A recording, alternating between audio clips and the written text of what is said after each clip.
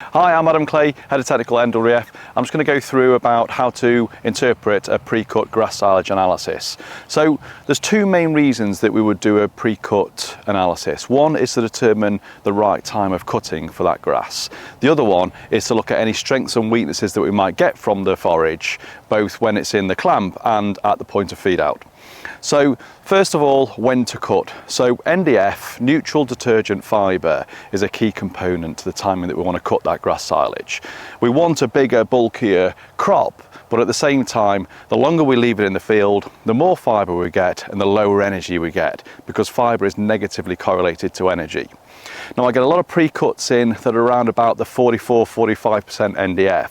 I typically get mid-10s on the ME on those crops, whereas on the early first cuts, particularly NDF pre-cuts of 38-39%, we can get mid to high 11s on the ME, which is great from a digestibility perspective, but actually the cow and the crop needs fibre. I would suggest the happy medium is around about 40-42% NDF, give or take 2 percentage points. Second component to when to cut is nitrates. Low nitrates are absolutely key to a good fermentation in the clamp.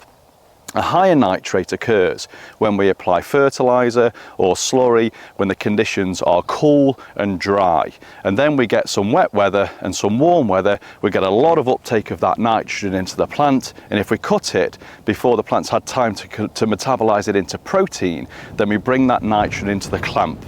And at that point, when we bring it into the clamp, it keeps the pH high because nitrate converts to ammonia and then ammonium hydroxide, and it's a buffer for that pH, and that isn't what we want. We want a rapid pH drop.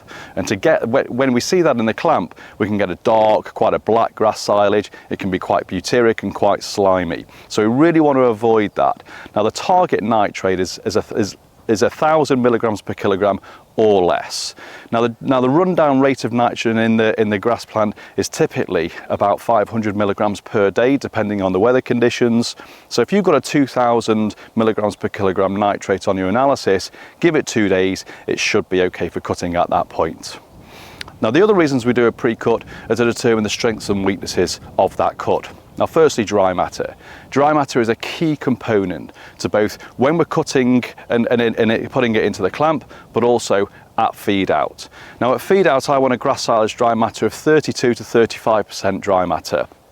Now, again, depending on the weather conditions, once the grass is cut, I'll get a dry down rate of about 1% dry matter per hour.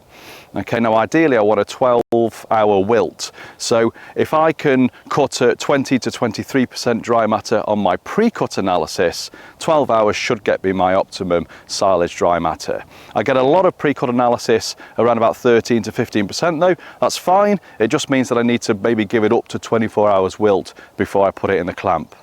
Try not to go any longer than 24 hours wilt though. If you do, your nutrient degradability or your nutrients degrade quite rapidly at that point, as does the overall quantity of the silage available to bring into the clamp there.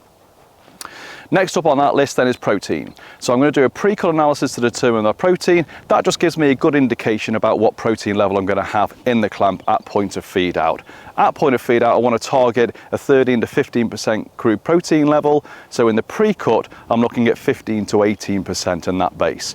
If I've got a big difference between my pre-cut protein and my clamp protein levels, that shows I've maybe had quite a long fermentation process, which isn't what I want because I've lost protein within that time period.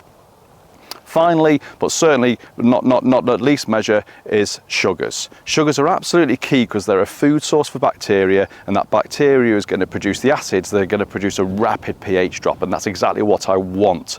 Therefore, I'm targeting 15% sugars in my pre-cut analysis. Cut in the afternoon, your sugars are always higher, around 3, 4, 5 p.m. in the afternoon. So target that. Now, I would always use a silage additive, well-researched, strong enzyme package, but if I've got sugars down at 10-12%, then an additive really is essential to get that fermentation process occurring. I hope that's useful. If you want any other information, please don't hesitate to contact an NWF representative and they'll be happy to help. Thank you.